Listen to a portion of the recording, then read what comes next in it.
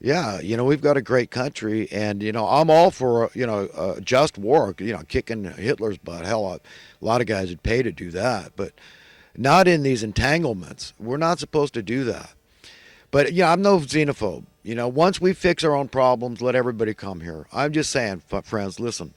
The Labor Department, understand. I just understand the logic of my reasoning here. Tell me if I'm crazy or radical. Okay, I don't read comments. I don't. I haven't looked at my email literally in probably a year and a half. I don't know. I can't remember. I've lost track. It was just too stressful for me, so I don't go on my emails. I don't get any messages. Basically, I haven't gone on Facebook forever either. But listen, tell me if this is radical or outlandish somehow for me to say there was a rhyme and a reason why a federal minimum wage was established. And was that wrong? I mean, was that a socialistic thing? I mean, who would oppose a guaranteed minimum wage, federal minimum wage standard? To keep America united, it's federal. So it doesn't matter what state you choose to live in, what county, what city you choose to live in. Everything is uniform. You understand? You're going to get the same pay no matter where you choose to live. And it's based on a standard of living. Okay? X. This is what you're going to get. You're willing to work 40 hours. You're devoting your life to this job. 40 hours a week. That's sun up to sundown, certain times of the year. Completely devoted to this job. A loyal employee. You had to work, but you were guaranteed this middle class lifestyle. You could be a homeowner. You understand? You have money to save and disposable income, etc. That was the reality when minimum wage was established. Now, am I going out on a limb to say that it's only fair and reasonable and it's the right and proper thing to do? To say, well, let's hold that standard. Let's ensure that, even if we don't make progress above and beyond that standard of living, okay, let's at least maintain it and stay even Steven. So am I going out on a limb there? Okay, everybody would agree I'm not. No, no, of course not. That's fair and reasonable. Let's do that. So you understand how that would act as a check and balance. You understand? Because if somebody was manipulating markets unnaturally, okay, causing the price to rise for their benefit, okay, that's a form of theft. It's if you get people colluding, even if it's one person, the monopoly, that says I'm buying up all the diamonds in the world, then I could charge whatever the hell I want. I just regulate them on my terms, so I can charge the sky is the limit. You see, or any other come up with. It doesn't matter if it's one guy that owns the warehouse full of diamonds or if it's a billion guys colluding. You understand? So what we've got is we've got separate, collusive, special interest groups here that have driven up the real estate costs. They've manipulated markets sorely.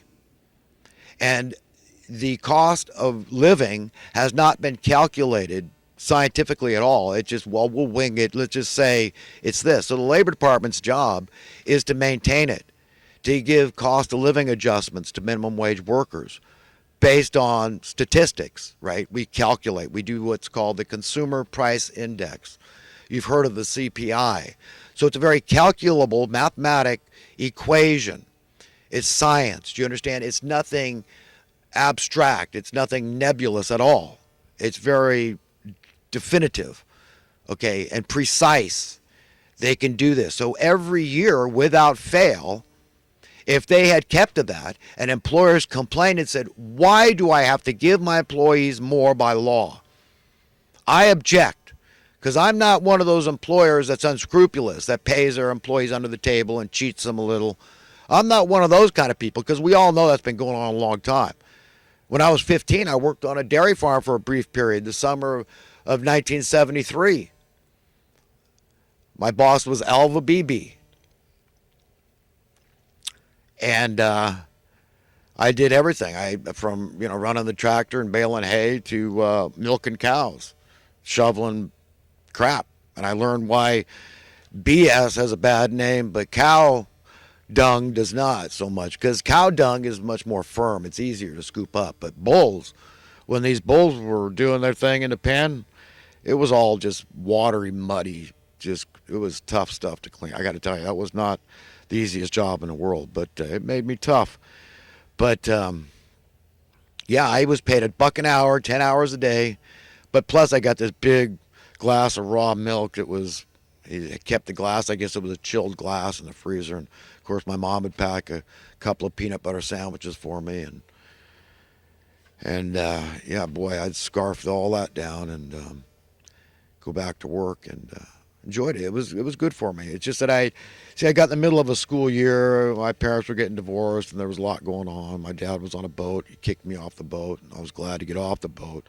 Flew me to where my mom was in Norwich, Connecticut. And so, but I was in the middle of the year, and I just decided to play hooky, and I was pretty pouting, pretty mad at my dad, and just the whole situation was effed up. But anyhow, I digress. And to stay on target here, I'm trying to explain why it's imperative that the Labor Department was in on this scheme to defraud the workers of America. You understand how they have cheated the workers? So now through decade after decade, I've been slamming my fists on the table, but I'm not going to do that today. But decade after decade, since the assassination of JFK, what we had was a money printer's coup. Okay, he was basically saying bye-bye to the Federal Reserve Bank because he had already supplanted their currency. We didn't need them anymore with United States Treasury notes, silver-backed notes, and the people were taken to him. So the writing was on the wall for the Federal Reserve. Whether he was actually going to abolish them legally or not, I mean, he was actually, in fact. Executive Order 11,110, you can look up what that read. But yeah, he was going to extinguish the Federal Reserve because they were null and void. We didn't need them anymore. So they were relegated to the junk heap of history. They were irrelevant. We didn't need them anymore. And because of the United States Treasury notes, these new dollars looked almost the same, but they were prettier artwork. I remember them as a kid. And then they killed him, and things have never been the same. So the evildoers took over, the Satanists took over.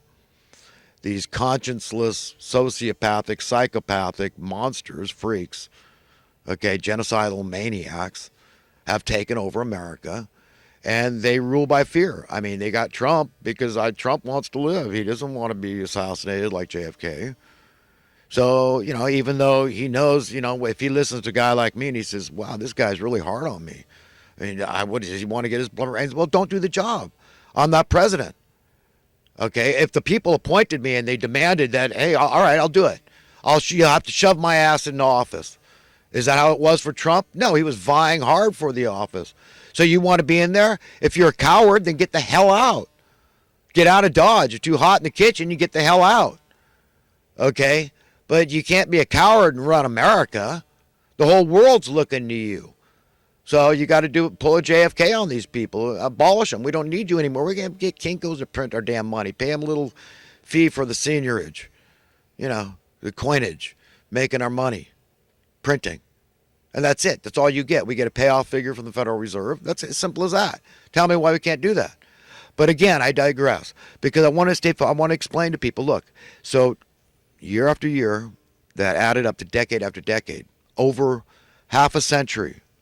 Okay, over half a century, the Labor Department has been, I strongly contend, without equivocation, deliberately remiss at giving nearly adequate cost of living adjustments to minimum wage workers. So you understand why the analogy of cooking the frogs in a pot of water, you want some frog legs? Well, you got to cook your frogs first. Okay, for the hard part is capturing them and getting them in the pot. That's what happened to us. I mean, we were all intimidated by 1963, the assassination of JFK. He was a beloved American president. I remember walking home from kindergarten when I was 5 years old. I was living in Southern California, Manhattan Beach. I was going to Ladera Elementary. I revisited it back in 2005. It's still there. It looked exactly the same. Blew my mind. I walked the same trip back. I remember my mom used to give me a nickel every day to buy milk at school. And every day I was embarrassed for some reason to give my nickel to the teacher because there was kids at school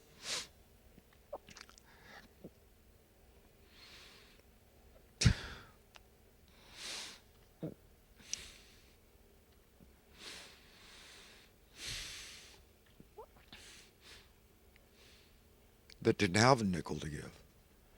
I think that was what was going on because I would throw it. There was an ivy, English ivy planter in the middle of the road, and I'd throw my nickel every day on the way to school into the planter and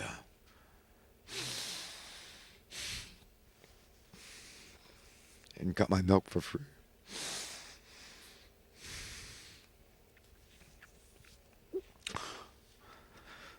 A lot of those nickels at that time were Indian head. I remember I was looking for that planter in 2005, but it had changed. The road had narrowed and everybody had built out, and that part didn't look the same. The island with the ivy in it was gone at that time. It was on Marine. I remember my house was on, I think it was Marine Boulevard, Marine Street, something like that. But